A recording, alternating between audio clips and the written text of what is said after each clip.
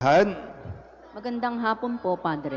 ngayon po ay ika-17 linggo sa karaniwang panahon at ipinagdarasal natin o binibigyan natin ng espesyal na panalangin ang lahat ng mga misyonero, no, na kung saan sila ay pumupunta sa iba't ibang dako ng daigdig para ipahayag ang mabuting balita.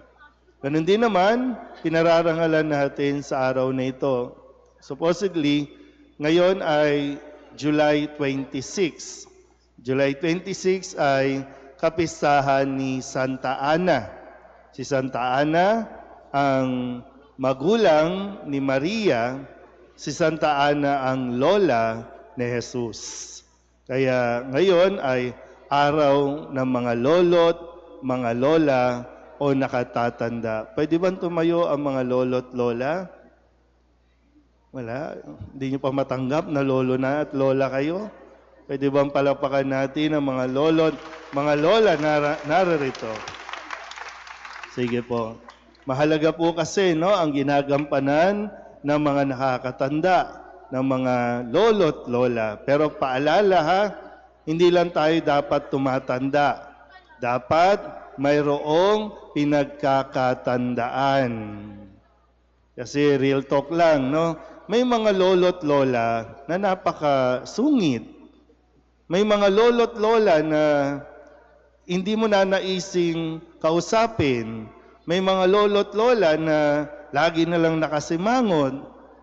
May mga lolo't lola na hindi mo mahingian ng payo. Kaya sayang, no? Kasi nga, no, ulitin ko, ang pagtanda ay isang biyaya, pero ang pagtanda ay may kaakibat pa ring responsibilidad. Kasi habang tumatanda tayo, dahil nga sa dami na ng ating naranasan o karanasan sa mundong ito, siyempre ang inaasahan sa atin, nagkakaroon tayo ng karunungan. Nagkakaroon tayo ng wisdom. Mas nagiging malawak dapat ang ating pag-unawa o pag-iisip dahil napakarami pang mga bagong henerasyon, no, na sumusunod sa atin na kailangan ng gabay. Lalo tigit, no, sa usapin tungkol sa pananampalataya. Sino ba dito, sa mga magulang dito, ang maaalala na kayo ay hinihila pa noong maliliit pa kayo ng inyong mga lolo't lola para magsimba? Pero alam nyo, bakit minsan po, kailangan mo lang unawain din, ha? Bakit mas malapit ang mga lolo't lola sa mga apo? Sa tingin nyo? Kasi minsan nagtatampo kayo, di ba, no? Nagtatampo kayo sa mga magulang ninyo kasi mas inaalagaan, mas favorite pa, mas kinakampihan yung anak ninyo, yung apo nila. Pero pag binabalikan mo kasi, no, bakit mas malapit sila sa mga apo? Kasi minsan, alam niyo yun, yung bumabawi sila sa mga apo. Kasi nung mga panahon na sila ay medyo bata-bata pa, panay trabaho, kaya hindi nila naalagaan ang kanilang mga anak. Kaya ngayon, bumabawi sa kanilang mga apo. Tama ba? Ano ko lang naman, no? Personal observation and experience. No? Kasi, halimbawa, sa amin, hindi naalagaan ng mama ko noon yung iba kong mga kapatid. Kasi trabaho dito, trabaho doon. O kaya nung nagkaanak naman, yung mga kapatid ko, o sila naman, ang trabaho ng trabaho, so ang nag-aalaga ay lolo, lola. Pero kaya nga mahalaga po na ang mga nakakatanda na siyang pinag-iiwanan ng mga bata ay mayroong taglay na karunungan. Nang sa ganon, maipakilala ang pananampalataya, nang sa ganon ay maipasa ang pananampalataya na atin pong tinanggap. Ang pananampalataya natin mayroong langit. Sa pananampalataya natin, kaya nating makarating sa langit sa tulong ng Diyos. At ang Diyos na ito na ating sinasamba ang gumagawa din ng paraan para tayo para matagpuan natin ang lugar na ito na tinatawag nating langit.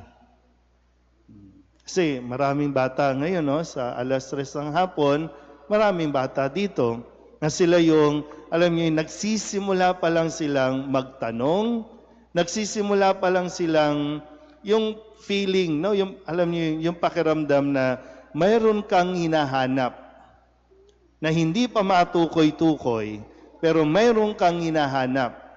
Pwedeng, kala mo ang hinahanap mo, magandang bukas. Kala mo ang hinahanap mo, magandang buhay. Kaya yung mga nakakatanda, ano ang ituturo? Kailangan mong mag-aral para pag nakagraduate ka, magkakaroon ka ng magandang trabaho. Para pag nagkatrabaho ka, meron kang malaking sweldo. Pag may sweldo ka na, mabibili mo na ang lahat ng gusto mo. Kaya lang humihinto na tayo dun. Kasi continuous pa rin yung paghahanap natin na hindi natin matukoy-tukoy, na ngayon ay pinapaalala sa atin na ang ultimate na hinahanap ng tao ay yung lugar niya sa langit. Hanap tayo ng hanap. Kung mauunawaan lang natin ito, na kaya hindi nakukumpleto yung saya natin, kaya hindi pa kumpleto kahit na mayroon na tayo ng mga bagay na inaasam natin, hindi pa rin makumpleto yung feeling na okay ka na, kasi magiging okay ka lang kapag natagpuan mo na ang langit. Na hindi naman itinatago ng Diyos.